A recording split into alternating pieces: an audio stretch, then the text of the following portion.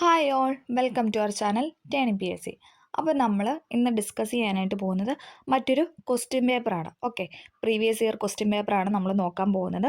173/2024 എന്ന question paper കോഡാണ് നമ്മൾ ഡിസ്കസ് ചെയ്യാനായിട്ട് പോകുന്നത്. ഓക്കെ, നമുക്ക് സ്റ്റാർട്ട് ചെയ്യാം. ഫസ്റ്റ് ക്വസ്റ്റ്യൻ, താഴെ തന്നിട്ടുള്ളവയിൽ തെറ്റായ ജോഡി കണ്ടെത്തുക. താഴെ തന്നിട്ടുള്ളവയിൽ തെറ്റായ ജോഡി കണ്ടെത്താനാണ് പറഞ്ഞിരിക്കുന്നത്. നമുക്ക് നോക്കാം. ടെന്നീസ് കോർട്ട് പ്രതിജ്ഞ ഫ്രഞ്ച് വിപ്ലവം, അത് ശരിയാണല്ലേ? തെറ്റായതാണ് ഇവിടെ ചോദിച്ചിരിക്കുന്നത്. നമുക്ക് നോക്കാം. ടെന്നീസ് കോർട്ട് പ്രതിജ്ഞ ഫ്രഞ്ച് വിപ്ലവം, അത് ശരിയാണ്. ലോങ് മാർച്ച് ചൈനീസ് വിപ്ലവം, അതും ശരിയാണ്. ഓപ്ഷൻ സി ശരിയാണ്, ലോങ് മാർച്ച് ചൈനീസ് വിപ്ലവം. പാരീസ് ഉടമ്പടി അമേരിക്കൻ സ്വാതന്ത്ര്യ സമരം, അതും ശരിയാണ്. ഓക്കെ, അപ്പോൾ ഇവിടെ തെറ്റായതാണ് ചോദിച്ചിരിക്കുന്നത്. ഓപ്ഷൻ ബി ആണ്. പെറ്റർലൂ കൂട്ടക്കൊല എന്ന് പറയുന്നതാണ് ഇവിടെ തെറ്റായിട്ട് കൊടുത്തിരിക്കുന്നത്. പെറ്റർലൂ കൂട്ടക്കൊല ഇവിടെ കൊടുത്തിരിക്കുന്നത് റഷ്യൻ വിപ്ലവമാണ്. പക്ഷേ എന്താണ്, ഇംഗ്ലണ്ട് ആണല്ലേ? അതാണ് ഇവിടെ തെറ്റായിട്ട് കൊടുത്തിരിക്കുന്ന ഓപ്ഷൻ എന്ന് പറയുന്നത്. അപ്പോൾ ഓപ്ഷൻ ബി ആണ് റൈറ്റ് ആൻസർ. തെറ്റായ ജോഡി ബി ആണ്. ടെന്നീസ് കോർട്ട് പ്രതിജ്ഞ ഫ്രഞ്ച് വിപ്ലവം, ലോങ് മാർച്ച് ചൈനീസ് വിപ്ലവം, പാരീസ് ഉടമ്പടി അമേരിക്കൻ സ്വാതന്ത്ര്യ സമരം. നമുക്ക് അടുത്ത ക്വസ്റ്റ്യൻ നോക്കാം. പൊയ്കയിൽ ശ്രീ കുമാരഗുരുദേവൻ സ്ഥാപിച്ച പ്രത്യക്ഷ രക്ഷാ ദൈവസഭയുടെ ആസ്ഥാനമാണ് ചോദിച്ചിരിക്കുന്നത്. എവിടെയാണ്? ഇരവിപേരൂരാണോ? ഓപ്ഷൻ സി ഇരവിപേരൂരാണ്. പൊയ്കയിൽ ശ്രീ കുമാരഗുരുദേവൻ സ്ഥാപിച്ച പ്രത്യക്ഷ രക്ഷാ ദൈവസഭയുടെ ആസ്ഥാനമാണ് ഇരവിപേരൂർ. ഓക്കെ, അടുത്ത പോയിന്റ്, 1947 തൃശ്ശൂരിൽ വെച്ച് നടന്ന ഐക്യകേരള കൺവെൻഷന്റെ അധ്യക്ഷനാണ് ചോദിച്ചിരിക്കുന്നത്. ഏതാണ്? Option C K കേളപ്പനാണ്.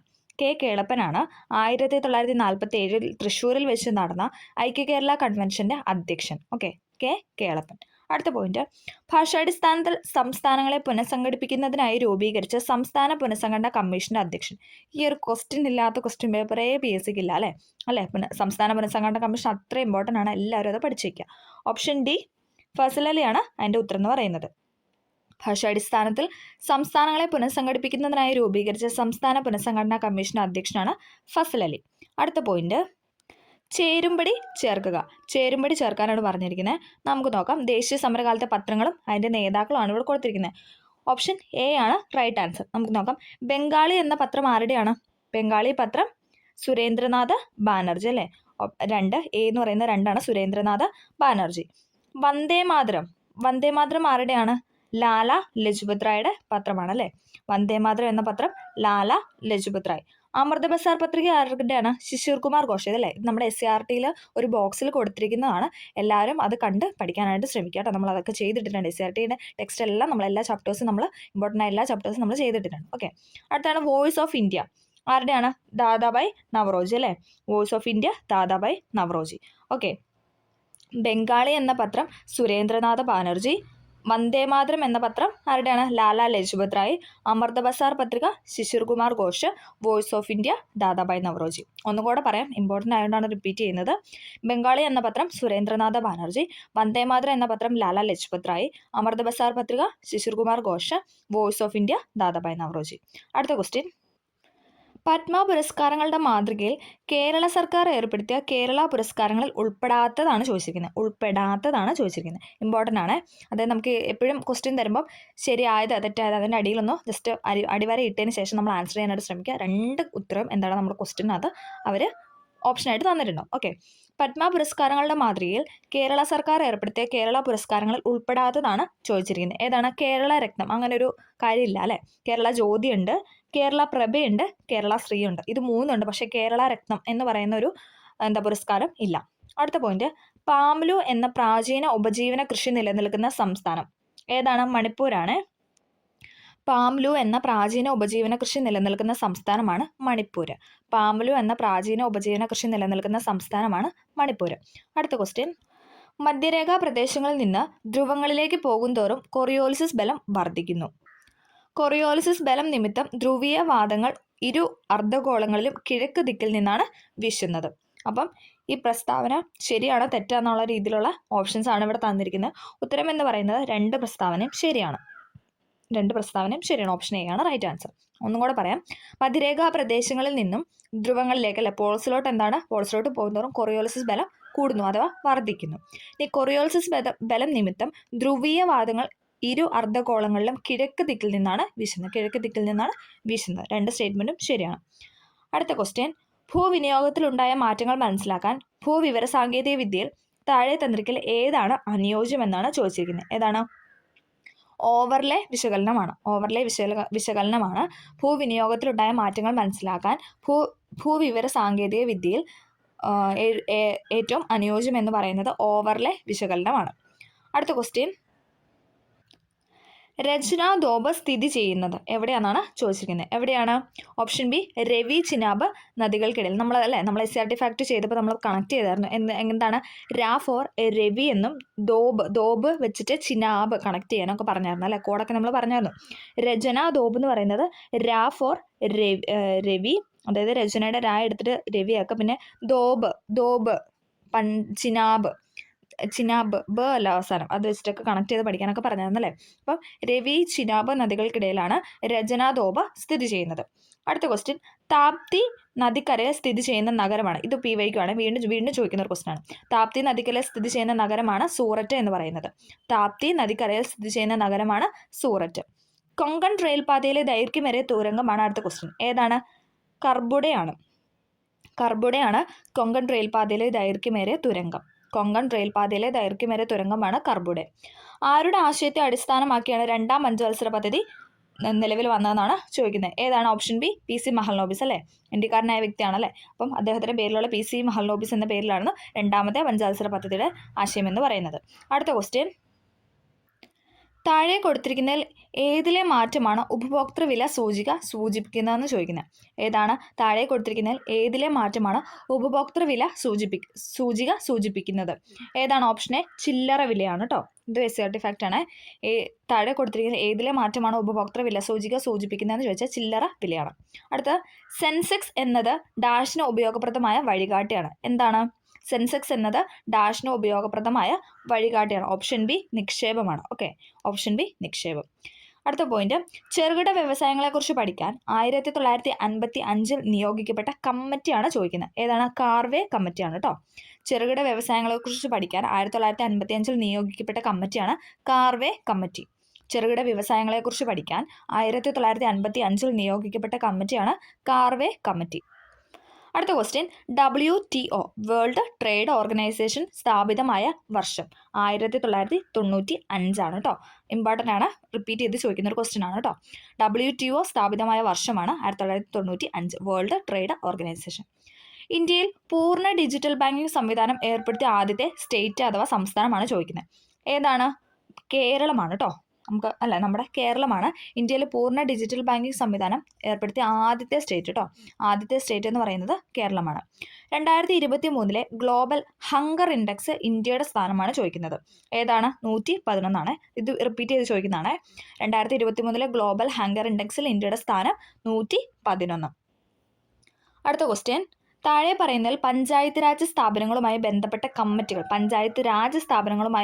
കമ്മിറ്റികളാണ് ചോദിക്കുന്നത്. ഏതൊക്കെയാണ്?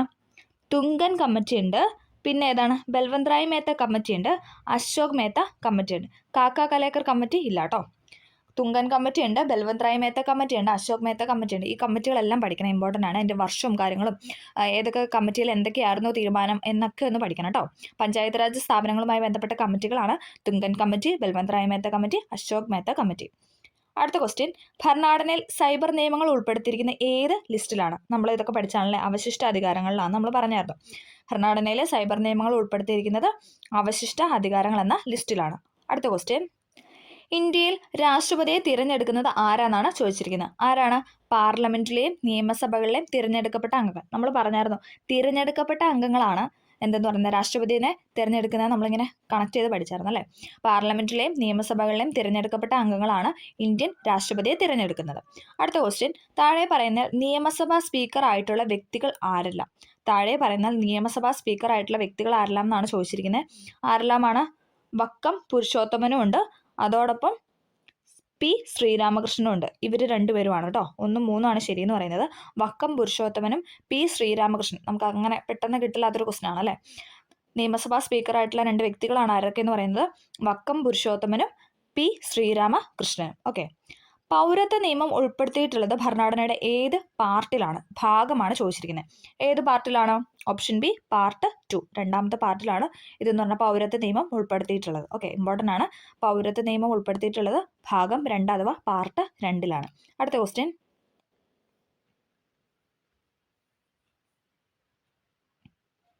താഴെ പറയുന്നവയിൽ രാജ്യസഭയെ സംബന്ധിച്ച് ശരിയായ പ്രസ്താവനയാണ് ചോദിച്ചിരിക്കുന്നത്. ഏതാണ്? താഴെ പറയുന്ന രാജ്യസഭയെ സംബന്ധിച്ച് ശരിയായ പ്രസ്താവനയാണ് ചോദിച്ചിരിക്കുന്നത്. ഓക്കെ, നമുക്ക് നോക്കാം. കേരളത്തിൽ നിന്ന് 9 പേരെ തിരഞ്ഞെടുക്കുന്നു. അത് ശരിയാണ്. കേരളത്തിൽ നിന്നും കായിക മേഖലയിൽ നാമനിർദ്ദേശം ചെയ്യപ്പെട്ട ആദ്യത്തെ വനിതയാണ് പി.ടി. ഉഷ. ഇത് രണ്ടുമാണ് ശരി എന്ന് പറയുന്നത്. 1 തെറ്റ്, 2, 3 ശരി. ഓക്കെ, ഓപ്ഷൻ സി ആണ് റൈറ്റ് ആൻസർ. കേരളത്തിൽ നിന്ന് 9 പേരെ തിരഞ്ഞെടുക്കുന്നു. അതായത് രാജ്യസഭയിൽ 9 പേരെ തിരഞ്ഞെടുക്കുന്നുണ്ട്. കേരളത്തിൽ നിന്നും കായിക മേഖലയിൽ നാമനിർദ്ദേശം ചെയ്യപ്പെട്ട ആദ്യത്തെ വനിതയാണ് ആരെന്ന് പറയുന്നത്? പി.ടി. ഉഷ എന്ന് പറയുന്നത്. അടുത്ത ക്വസ്റ്റ്യൻ, കേരളത്തിൽ നിന്നും തിരഞ്ഞെടുക്കപ്പെടുന്ന BJPയുടെ ആദ്യ സ്ഥാനാർത്ഥിയാണ് സുരേഷ് ഗോപി. ഒരു സ്റ്റേറ്റ്മെന്റ് ആണ് കേട്ടോ. കേരളത്തിൽ നിന്നും തിരഞ്ഞെടുക്കപ്പെടുന്ന BJPയുടെ ആദ്യത്തെ സ്ഥാനാർത്ഥിയാണ് സുരേഷ് ഗോപി. അദ്ദേഹം ആദ്യമായാണ് പാർലമെന്റിൽ അംഗമാകുന്നത്. മുകളിൽ പറയുന്ന പ്രസ്താവന അടിസ്ഥാനപ്പെടുത്തി ഉചിതമായത് തിരഞ്ഞെടുക്കാനാണ് പറഞ്ഞിരിക്കുന്നത്. ഏതാണ്? Option B. 1 ശരി, 2 തെറ്റാണ് കേട്ടോ. ആദ്യമായിട്ടാണ് പാർലമെന്റിൽ അംഗമാകുന്നതെന്ന് പറഞ്ഞാൽ അത് തെറ്റാണ്. ആദ്യമായിട്ടല്ല അദ്ദേഹം പാർലമെന്റ് അംഗമാകുന്നത്. ഓക്കെ, കേരളത്തിൽ നിന്നും തിരഞ്ഞെടുക്കുന്ന BJPയുടെ ആദ്യത്തെ സ്ഥാനാർത്ഥിയാണ് സുരേഷ് ഗോപി. അത് ശരിയാണ് കേട്ടോ.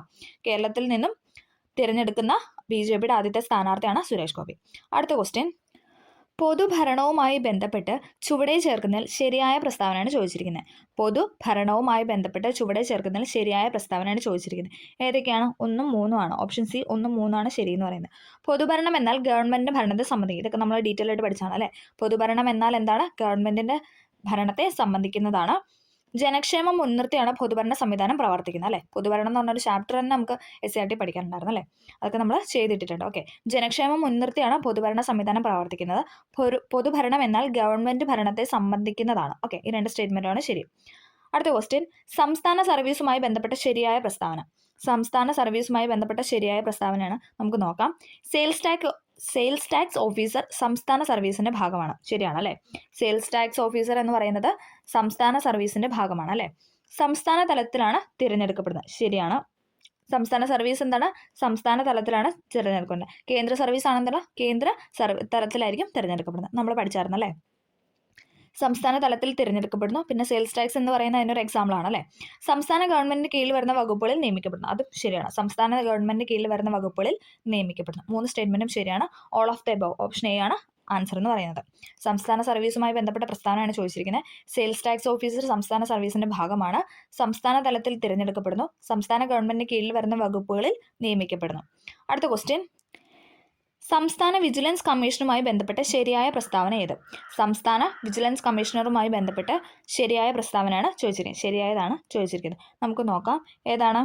സംസ്ഥാന ഗവൺമെന്റ് ഓഫീസുകളിലെ അഴിമതിയെക്കുറിച്ച് അന്വേഷിക്കുന്നു. ശരിയാണല്ലേ. സംസ്ഥാന ഗവൺമെന്റ് ഓഫീസുകളിലെ അഴിമതിയെക്കുറിച്ച് അന്വേഷിക്കുന്നതാണ് എന്ന് പറഞ്ഞാൽ വിജിലൻസ് കമ്മീഷൻ എന്ന് പറയുന്നത്. ഓക്കെ, സംസ്ഥാന ഗവൺമെന്റ് ഓഫീസുകളിലെ അഴിമതിയെക്കുറിച്ച് അന്വേഷിക്കുന്നു. വിജിലൻസ് കമ്മീഷന്റെ തലവൻ വിജിലൻസ് കമ്മീഷണറാണ്. വിജിലൻസ് കമ്മീഷന്റെ കമ്മീഷന്റെ തലവൻ എപ്പോഴും കമ്മീഷണറാണല്ലോ, അങ്ങനെ കണക്ട് ചെയ്യാം. വിജിലൻസ് കമ്മീഷന്റെ തലവനാണ് കമ്മീഷണർ എന്ന് പറയുന്നത്. കമ്മീഷണർ. ഓക്കെ, 1ഉം 3ഉം ആണ് ശരി എന്ന് പറയുന്നത്. Option B. അടുത്ത ക്വസ്റ്റ്യൻ, കേന്ദ്ര സർവീസുമായി ബന്ധപ്പെട്ട ചുവടെ ചേർക്കുന്നതിൽ ശരിയായത്. ഇപ്പോൾ സംസ്ഥാന സർവീസ് ചോദിച്ചായിരുന്നല്ലേ, അതേപോലെ കേന്ദ്ര സർവീസും ചോദിച്ചിട്ടുണ്ട്. നമുക്ക് നോക്കാം. ഇന്ത്യൻ പോലീസ് സർവീസ് ഒരു ഉദാഹരണമാണ്. ഇന്ത്യൻ പോലീസ് സർവീസ് ഒരു ഉദാഹരണമാണ്. ആണോ? കേന്ദ്ര സർവീസിൽ പെടുന്നതാണോ IPS എന്ന് പറയുന്നത്? തെറ്റാണ് കേട്ടോ. അത് തെറ്റാണ്. കേന്ദ്ര ഗവൺമെന്റ് മാത്രം അധികാരമുള്ള ഭരണവകുപ്പുകളിൽ നിയമിക്കപ്പെടുന്നു. അത് ശരിയാണ്. ഇന്ത്യൻ റെയിൽവേ സർവീസ് ഒരു ഉദാഹരണമാണ്. അത് ശരിയാണ്. ഇന്ത്യൻ റെയിൽവേ സർവീസ് അതിൻ്റെ ഒരു എക്സാമ്പിൾ. അതോടൊപ്പം ഇന്ത്യൻ ഫോറസ്റ്റ് സർവീസും കേന്ദ്ര സർവീസിന് എക്സാമ്പിളാണ് കേട്ടോ.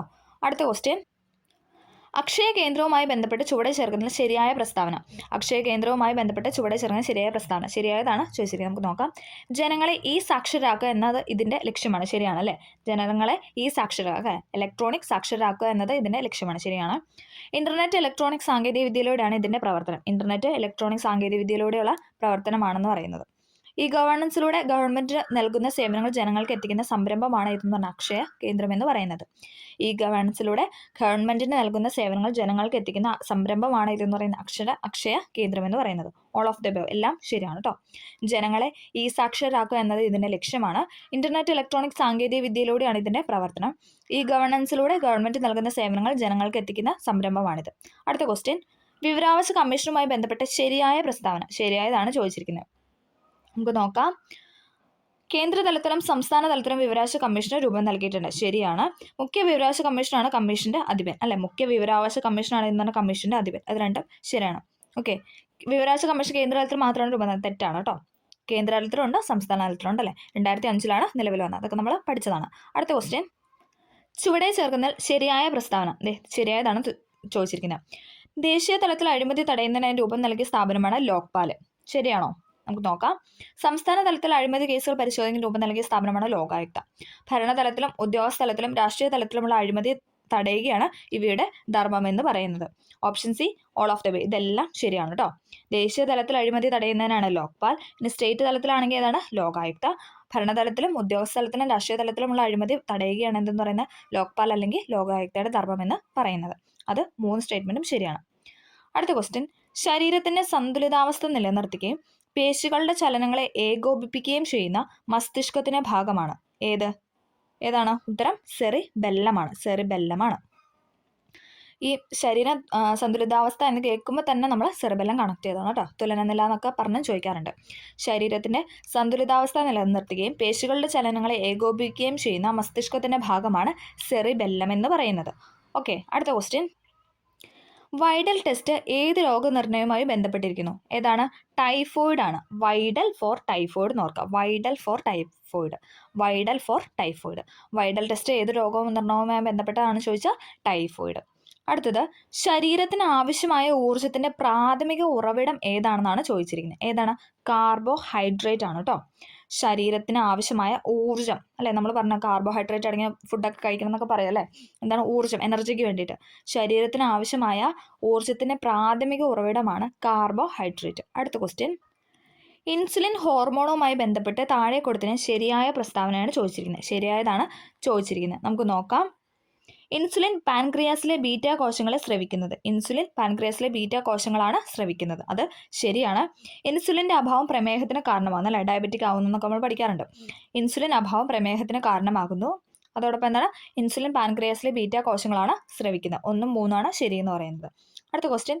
താഴെ തന്നിരിക്കുന്നതിൽ ഹരിതഗൃഹവാതങ്ങളിൽ ഉൾപ്പെടാത്ത എപ്പോഴും ചോദിക്കാറുണ്ട്. ഈ ഹരിതഗൃഹവാതങ്ങളിൽ ഉൾപ്പെടാത്ത വാതകം എപ്പോഴും ചോദിക്കാറുണ്ട്. ഏതാണ്? ഓക്സിജൻ ആണ് കേട്ടോ. ഓക്സിജൻ ഹരിതഗൃഹവാതകം അല്ല. Carbon dioxide, methane, nitrous oxide ഇതൊക്കെ എന്താണ്? ഹരിതഗൃഹവാതകങ്ങളിൽ പെടുന്നതാണ്. ഇമ്പോർട്ടൻ്റ് ആണ്, എപ്പോഴും ചോദിക്കാറുണ്ട്. ഹരിതഗൃഹവാതകങ്ങളിൽ പെടുന്നതാണ് carbon dioxide, methane, nitrous oxide എന്ന് പറയുന്നത്. അടുത്ത ക്വസ്റ്റ്യൻ. ജീവകങ്ങളും അവയുടെ അപര്യാപ്ത രോഗങ്ങളും തന്നിരിക്കുന്നു. തെറ്റായ ജോഡിയാണ് ചോദിച്ചിരിക്കുന്നത്. തെറ്റായതാണ് ചോദിച്ചിരിക്കുന്നത്. നമുക്ക് നോക്കാം ഏതാണ് തെറ്റെന്ന് പറഞ്ഞാൽ.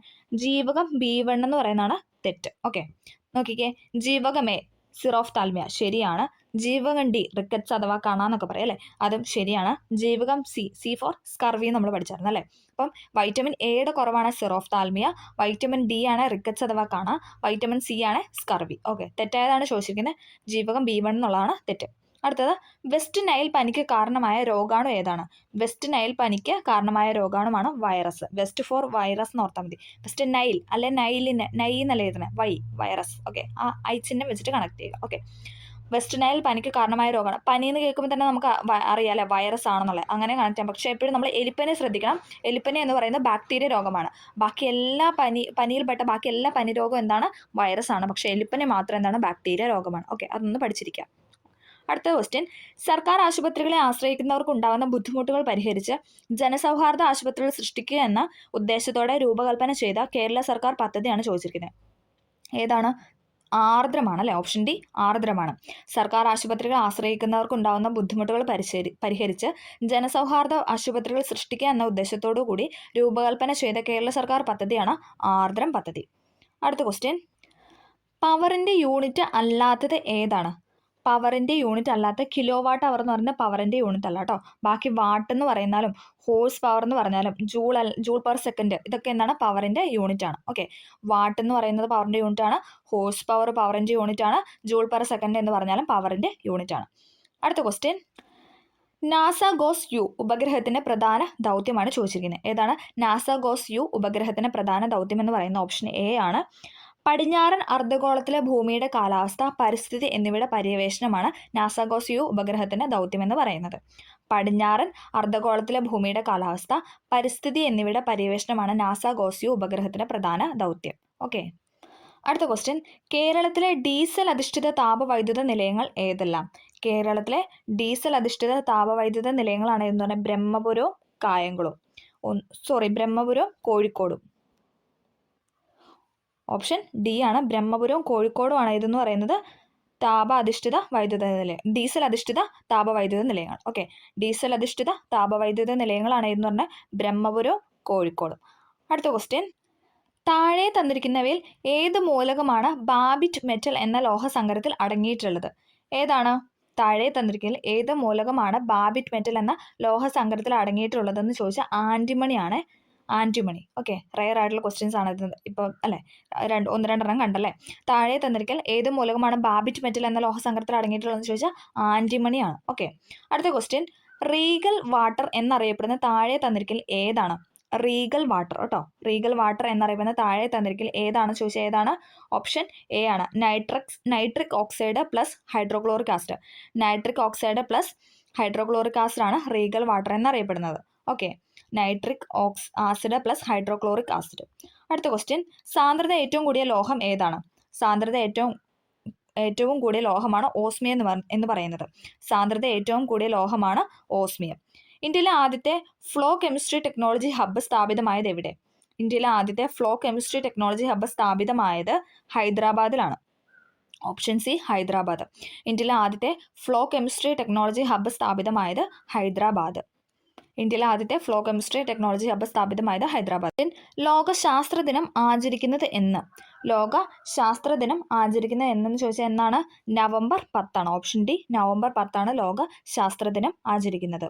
ലോക ശാസ്ത്ര ദിനമാണ് നവംബർ 10 എന്ന് പറയുന്നത്.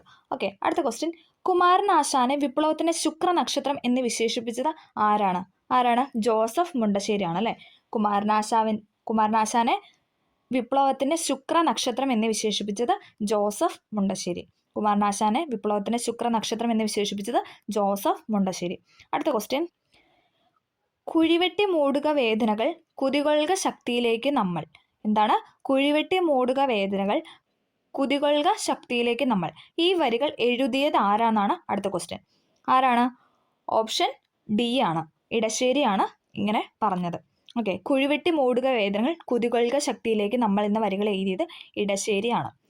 കുഴിവെട്ടി മൂടുക വേദനകൾ കുതികൊള്ളുക ശക്തിയിലേക്ക് നമ്മൾ എന്ന വരികൾ എഴുതിയത് ഇടശ്ശേരി. ഇന്ത്യൻ ഫുട്ബോൾ ടീമിന് വേണ്ടി ഏറ്റവും കൂടുതൽ മത്സരങ്ങൾ കളിച്ച കളിക്കാരൻ ആരാണ്? ഇന്ത്യൻ ഫുട്ബോൾ ടീമിന് വേണ്ടി ഏറ്റവും കൂടുതൽ മത്സരങ്ങൾ കളിച്ച കളിക്കാരനാണ് ആരെന്ന് പറയുന്നത്? ഓപ്ഷൻ ബി, സുനിൽ ഛേത്രി എന്ന് പറയുന്നത്. ഓപ്ഷൻ ബി, സുനിൽ ഛേത്രിയാണ് എന്തെന്ന് പറയുന്നത്? ഇന്ത്യൻ ഫുട്ബോൾ ടീമിന് വേണ്ടിയിട്ട് ഏറ്റവും കൂടുതൽ മത്സരങ്ങൾ കളിച്ച കളിക്കാരൻ എന്ന് പറയുന്നത്. അടുത്ത ക്വസ്റ്റ്യൻ, ലക്ഷണയുക്തമായ ആദ്യത്തെ മലയാള നോവൽ ഏതാണ്? ലക്ഷണയുക്തമായ ആദ്യത്തെ മലയാള നോവലാണ് എന്ന് പറഞ്ഞാൽ ഇന്ദുലേഖ അല്ലെ. ഓ ചന്തുമേനോനെയാണ് ഇന്ദുലേഖ എന്ന കൃതി. ഓക്കെ, ഇന്ദുലേഖ എന്ന നോവൽ. ലക്ഷണയുക്തമായ ആദ്യത്തെ മലയാള നോവലാണ് ഇന്ദുലേഖ. ഇന്ദുലേഖ എഴുതിയതാണ് ഓ ചന്തുമേനോൻ. ഓക്കെ, കണക്ട് ചെയ്ത് പഠിക്കുക. ഇന്ദുലേഖ എഴുതിയത് ഓ ചന്തുമേനോൻ. 2023 എഴുത്തച്ഛൻ പുരസ്കാരം നേടിയത് ആരാണ്? 2023 എഴുത്തച്ഛൻ പുരസ്കാരം നേടിയത് എസ്.കെ. വസന്തനാണ്. 2023 എഴുത്തച്ഛൻ പുരസ്കാരം നേടിയത് എസ്.കെ. വസന്തൻ. അടുത്ത ക്വസ്റ്റ്യൻ, അറിയാത്ത അത്ഭുതങ്ങളെ ഗർഭത്തിൽ വഹിക്കുന്ന മഹാസമുദ്രങ്ങളെക്കാൾ അറിയുന്ന നിന്റെ നിളാനദിയാണ് എനിക്കിഷ്ടം. അറിയാത്ത അത്ഭുതങ്ങളെ ഗർഭത്തിൽ വഹിക്കുന്ന മഹാസമുദ്രങ്ങളെക്കാൾ അറിയുന്ന എൻ്റെ നിളാനദിയാണ് എനിക്കിഷ്ടം. ഇത് ആരുടെ വാക്കുകളാണെന്നാണ് ചോദിച്ചിരിക്കുന്നത്? എം.ടി. വാസുദേവൻ നായരുടെ വാക്കുകളാണ്. ഓക്കെ, എം.ടിയെ പറ്റിയൊക്കെ നന്നായിട്ട് ഇനി പഠിക്കണം. കാരണം അല്ലേ, ലേറ്റസ്റ്റ് ആയിട്ടുള്ള കറണ്ട് അഫെയറിൽ പെടുന്ന വ്യക്തികളാണ് ആരെന്ന് പറഞ്ഞാൽ എം.ടി. വാസുദേവൻ നായരും അതോടൊപ്പം എന്താണ് ഡോക്ടർ മൻമോഹൻ സിംഗും ഒക്കെ അല്ലേ. അതൊക്കെ നന്നായിട്ട് പഠിക്കാനായിട്ട് ശ്രമിക്കുക. ഓക്കെ, അറിയാത്ത അത്ഭുതങ്ങളെ ഗർഭത്തിൽ വഹിക്കുന്ന മഹാസമുദ്രങ്ങളെക്കാൾ അറിയുന്ന എൻ്റെ നിളാനദിയാണ് എനിക്കിഷ്ടം എന്ന് പറഞ്ഞത് എം.ടി. വാസുദേവൻ നായരാണ്. അടുത്ത ക്വസ്റ്റ്യൻ, മട്ടന്നൂർ ശങ്കരൻകുട്ടി താഴെ പറയുന്നതിൽ ഏത് വാദ്യ ഉപകരണവുമായി ബന്ധപ്പെട്ടിരുന്നു? ഇപ്പോഴത്തെ എല്ലാ ക്വസ്റ്റ്യനും ഉണ്ടല്ലേ, വാദ്യോപകരണം തന്നിട്ട് ഏതാണെന്ന് ചോദിക്കുന്ന ഒരു ക്വസ്റ്റ്യൻ ഇപ്പോൾ ലേറ്റസ്റ്റ് ആയിട്ട് PSC കൊണ്ടുവന്നിട്ടുള്ളതാണല്ലേ. മട്ടന്നൂർ ശങ്കരൻകുട്ടി താഴെ പറയുന്നതിൽ ഏത് വാദ്യോപകരണവുമായി ബന്ധപ്പെട്ടതാണെന്ന് ചോദിച്ചാൽ ഏതാണ്? ചെണ്ടയാണ്. ഓപ്ഷൻ ഡി, ചെണ്ട. ഓക്കെ, ഇനി പറയുന്നതിൽ ഏതാണ് വോളറ്റൈൽ മെമ്മറി എന്നാണ് ചോദിച്ചിരിക്കുന്നത്. കമ്പ്യൂട്ടറുമായിട്ട് ബന്ധപ്പെട്ട ഒരു ക്വസ്റ്റ്യൻ ആണ്. വോളറ്റൈൽ മെമ്മറിയിൽ പെടുന്നതാണ് ഏതെന്ന് പറയുന്നത്? ഓപ്ഷൻ എ, റാം എന്ന് പറയുന്നത്. RAM റാം അല്ലേ, റാൻഡം ആക്സസ് മെമ്മറി. റാം ആണ് ഇതെന്ന് പറയുന്നത് വോളറ്റൈൽ മെമ്മറിയിൽ പെടുന്നത് കേട്ടോ. റാം ആണ് വോളറ്റൈൽ മെമ്മറി. ഓക്കെ, അടുത്ത ക്വസ്റ്റ്യൻ, സ്പ്രെഡ്ഷീറ്റ് സോഫ്റ്റ്വെയറിൻ്റെ പ്രാഥമിക പ്രവർത്തനം ഏതാണെന്നാണ് അടുത്ത ക്വസ്റ്റ്യൻ. സ്പ്രെഡ്ഷീറ്റ് സോഫ്റ്റ്വെയറിൻ്റെ പ്രാഥമിക പ്രവർത്തനം ഏതാണെന്ന് ചോദിച്ചാൽ ഏതാണ്? സംഖ്യാ ഡേറ്റയും കണക്കുകൂട്ടലും സൃഷ്ടിക്കുകയും കൈകാര്യം ചെയ്യുകയും ചെയ്യുന്നു. എന്തൊക്കെയാണ്? സംഖ്യാ ഡേറ്റയും കണക്കുകൂട്ടലുകളും സൃഷ്ടിക്കുകയും അതോടൊപ്പം അത് കൈകാര്യം ചെയ്യുന്നതാണ് എന്ന് പറഞ്ഞാൽ സ്പ്രെഡ്ഷീറ്റ് സോഫ്റ്റ്വെയറിൻ്റെ പ്രാഥമിക പ്രവർത്തനം എന്ന് പറയുന്നത്. അടുത്ത ക്വസ്റ്റ്യൻ, സോഷ്യൽ മീഡിയയിൽ മുമ്പ് അറിയപ്പെട്ടിരുന്ന ഫേസ്ബുക്കിൻ്റെ പുതിയ പേരെന്താണ്? സോഷ്യൽ മീഡിയയിൽ മുൻപ് അറിയപ്പെടുന്ന ഫേസ്ബുക്ക് അല്ലേ, പണ്ട് ഫേസ്ബുക്ക് എന്നൊക്കെ പറയാം, അതിൻ്റെ പുതിയ പേരാണ് മെറ്റ എന്ന് പറയുന്നത് അല്ലേ. മെറ്റ ആണ് പുതിയ പേര്. ഇനി പറയുന്ന നെറ്റ്വർക്ക് ഉപകരണങ്ങളിൽ ഏതാണ് ഡാറ്റ പാക്കറ്റുകളുടെ രൂപത്തിൽ കൈമാറുന്നതെന്ന് ചോദിച്ചിരിക്കുന്നത് റൂട്ടറാണ് കേട്ടോ. ഡാറ്റ പാക്കറ്റുകളായിട്ട് കൈമാറുന്ന റൂട്ടറാണ്. ഡാറ്റ പാക്കറ്റായിട്ട് കൈമാറുന്നത് റൂട്ടറാണ്. ഓക്കെ, അടുത്ത ക്വസ്റ്റ്യൻ, ഏത് മാൽവെയർ ആണ് അതിൻ്റെ ഡെവലപ്പർക്ക് വരുമാനം ഉണ്ടാക്കാൻ ഉപയോഗിക്കുന്നത്? ഏത് മാൽവെയർ ആണ് അതിൻ്റെ ഡെവലപ്പർക്ക് വരുമാനം ഉണ്ടാക്കാനായിട്ട് ഉപയോഗിക്കുന്നതെന്ന് ചോദിച്ചാൽ റാൻസം വെയർ ആണ്. റാൻസം വെയർ ആണ് ഓപ്ഷൻ ബി. റാൻസം വെയർ ആണ് ഡെവലപ്പർക്ക് വരുമാനം ഉണ്ടാക്കാനായിട്ട് ഉപയോഗിക്കുന്ന മാൽവെയർ എന്ന് പറഞ്ഞാൽ റാൻസം വെയർ. അടുത്ത ക്വസ്റ്റ്യൻ, ഗാർഹിക പീഡന നിയമപ്രകാരം താഴെ പറയുന്ന പ്രസ്താവനയിൽ ശരി അല്ലാത്തത് തെറ്റായതാണ്, അതായത് ശരി അല്ലാത്തതാണ് ചോദിച്ചിരിക്കുന്നത്. ഏതാണ് നമുക്ക് നോക്കാം. ഓപ്ഷൻ എ ആണ് തെറ്റെന്ന് പറയുന്നത്. ഓക്കെ, നമുക്കപ്പോൾ ശരിയായിട്ടുള്ള വായിക്കാം. വിവാഹിതരായ സ്ത്രീകൾക്ക് ഭർത്തൃമാതാവിനെതിരെ ഈ നിയമപ്രകാരം കേസ് കൊടുക്കാവുന്നതാണ്. ശരിയാണല്ലേ, ഭർത്തൃമാതാവിനെതിരെ ഈ നിയമപ്രകാരം കേസ് കൊടുക്കാം. സഹോദരിക്ക് സഹോദരനെതിരെ ഈ നിയമപ്രകാരം കേസ് കൊടുക്കാവുന്നതാണ്. സഹോദരിക്ക് എന്താണ്? സഹോദരനെതിരെ കേസ് കൊടുക്കാം അല്ലേ. മകൾക്ക് അച്ഛനെതിരെ ഈ നിയമപ്രകാരം കേസ് കൊടുക്കാം. അപ്പോൾ സഹോദരിക്ക് സഹോദരനെതിരെ കൊടുക്കാം, മകൾക്കാണെങ്കിൽ അച്ഛനെതിരെ കൊടുക്കാം, പിന്നെ മരുമകൾക്കാണെങ്കിൽ അല്ലെങ്കിൽ വിവാഹിതരായ സ്ത്രീകൾക്കാണെങ്കിൽ ഭർത്തൃമാതാവിനെതിരെയും എന്താണ് ഈ നിയമപ്രകാരം കേസ് കൊടുക്കാം. ഓക്കെ, അടുത്ത പോയിന്റ്, ദേശീയ മനുഷ്യാവകാശ കമ്മീഷൻ രൂപീകരിച്ച വർഷമാണ് ചോദിച്ചിരിക്കുന്നത്. ഏതാണ്? ദേശീയ മനുഷ്യാവകാശ കമ്മീഷൻ രൂപീകരിച്ച വർഷമാണ് 1993 അല്ലേ. 1993 ഒക്ടോബർ 12 ദേശീയ മനുഷ്യാവകാശ കമ്മീഷൻ നിലവിൽ വന്നത്. 1993 ഒക്ടോബർ 12. ഓക്കെ, ഡേറ്റും കൂടെ പഠിക്കാനായിട്ട് ശ്രമിക്കാം. അടുത്ത ക്വസ്റ്റ്യൻ, ബാലനീതി നിയമപ്രകാരം അതീവ ഗുരുതരമായ കുറ്റകൃത്യം എന്നാൽ എന്താണെന്നാണ് ചോദിച്ചിരിക്കുന്നത്. എന്താണ്? മിനിമം 7 വർഷം ശിക്ഷ ലഭിക്കാവുന്ന കുറ്റമാണ് ബാലനീതി നിയമപ്രകാരം അതീവ ഗുരുതരമായ കുറ്റം എന്ന് പറയുന്നത്. മിനിമം എത്രയാണ്? 7 വർഷമാണ് ശിക്ഷ ലഭിക്കുന്നത്. മിനിമം 7 വർഷമാണ് ശിക്ഷ ലഭിക്കുന്നത്. ബാലനീതി നിയമപ്രകാരം അതീവ ഗുരുതരമായ കുറ്റകൃത്യം എന്നാൽ മിനിമം അല്ലെ, മിനിമം 7 വർഷം, മാക്സിമം എത്ര വേണേലും ആവാം അല്ലെ. മിനിമം 7 വർഷം വരെ ശിക്ഷ ലഭിക്കാവുന്ന കുറ്റം. അടുത്ത ക്വസ്റ്റ്യൻ, ഉപഭോക്തൃ സംരക്ഷണ നിയമപ്രകാരം തെറ്റിദ്ധാരണ ഉളവാക്കുന്ന പരസ്യങ്ങൾ പ്രസിദ്ധീകരിക്കുന്നതിനുള്ള പിഴയാണ് ചോദിച്ചിരിക്കുന്നത്. എത്രയാണ്? ഉപഭോക്തൃ സംരക്ഷണ നിയമപ്രകാരം തെറ്റിദ്ധാരണ ഉളവാക്കുന്ന പരസ്യങ്ങൾ പ്രസിദ്ധീകരിക്കുന്നതിനുള്ള പിഴയാണ് എത്രയെന്ന് പറയുന്നത് 10 ലക്ഷം രൂപ വരെ. 10 ലക്ഷം രൂപ വരെ ആവാം കേട്ടോ. ഉപഭോക്തൃ സംരക്ഷണ നിയമപ്രകാരം തെറ്റിദ്ധാരണ ഉളവാക്കുന്ന പരസ്യങ്ങൾ പ്രസിദ്ധീകരിക്കുന്നതിനുള്ള പിഴയാണ് 10 ലക്ഷം രൂപ വരെ വരാം. അടുത്ത ക്വസ്റ്റ്യൻ, വിവരാവകാശ നിയമപ്രകാരം ആവശ്യപ്പെടുന്ന വിവരം ഒരു വ്യക്തിയുടെ സ്വാതന്ത്ര്യത്തെ സംബന്ധിച്ചതാണെങ്കിൽ ഉത്തരം ലഭ്യമാകേണ്ട സമയപരിധി, അതായത് സമയത്തിന്റെ കാലാവധിയാണ് ചോദിച്ചിരിക്കുന്നത്. എത്രയാണ്? ഓപ്ഷൻ സി 48 മണിക്കൂർ അല്ലേ. ജീവനും വ്യക്തി സ്വാതന്ത്ര്യത്തിനും എതിരെയാണെങ്കിൽ എന്താണ്? 48 മണിക്കൂറിനുള്ളിൽ അതിന്റെ ഉത്തരം ലഭ്യമാകണം അല്ലേ. വിവരാവകാശ നിയമപ്രകാരം ആവശ്യപ്പെടുന്ന വിവരം ഒരു വ്യക്തിയുടെ സ്വാതന്ത്ര്യത്തെ സംബന്ധിച്ചതാണെങ്കിൽ 48 മണിക്കൂറിനകം എന്താണ്? ഉത്തരം ലഭ്യമാക്കേണ്ടതായിട്ട് ഉണ്ട്. അടുത്ത ക്വസ്റ്റ്യൻ, ദേശീയ വനിതാ കമ്മീഷൻ ഇപ്പോഴത്തെ അധ്യക്ഷ. ദേശീയ വനിതാ കമ്മീഷന് ഇപ്പോഴത്തെ അധ്യക്ഷനാരെന്ന് പറയുന്നത് രേഖ ശർമ്മ. ഓപ്ഷൻ ഡി രേഖ ശർമ്മയാണ് ദേശീയ വനിതാ കമ്മീഷന് ഇപ്പോഴത്തെ അധ്യക്ഷ. വിവാഹ സമാനമായ ബന്ധത്തിൽ കഴിയുന്ന സ്ത്രീകൾക്ക് പുരുഷ പങ്കാളിയുടെ വീട്ടിൽ താമസിക്കുന്നതിനുള്ള അവകാശം ഉറപ്പുവരുത്തുന്ന നിയമമാണ് ചോദിച്ചിരിക്കുന്നത്. ഏതാണ്? ഗാർഹിക പീഡന നിയമമാണ്. വിവാഹ സമാനമായ ബന്ധത്തിൽ കഴിയുന്ന സ്ത്രീകൾക്ക് പുരുഷ പങ്കാളിയുടെ വീട്ടിൽ താമസിക്കുന്നതിനുള്ള അവകാശം ഉറപ്പുവരുത്തുന്ന നിയമമാണ് ഗാർഹിക പീഡന നിയമം. ഓക്കെ, അപ്പോൾ നമ്മളിന്ന് 70 ക്വസ്റ്റ്യൻസ് ആണ് ഈ ക്വസ്റ്റ്യൻ പേപ്പറിൽ നിന്ന് നമ്മൾ ഡിസ്കസ് ചെയ്തത്.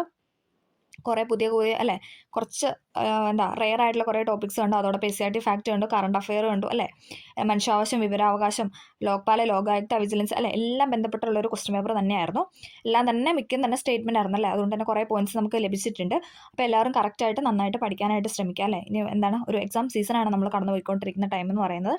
അതുകൊണ്ട് എല്ലാവർക്കും എന്താണ് ഇത് ഹെൽപ്ഫുൾ ആയെന്ന് തന്നെ വിചാരിക്കുന്നു. ഹെൽപ്ഫുൾ ആയെങ്കിൽ ഒന്ന് ലൈക്ക് ചെയ്ത് സപ്പോർട്ട് ചെയ്യുക. Okay, thank you.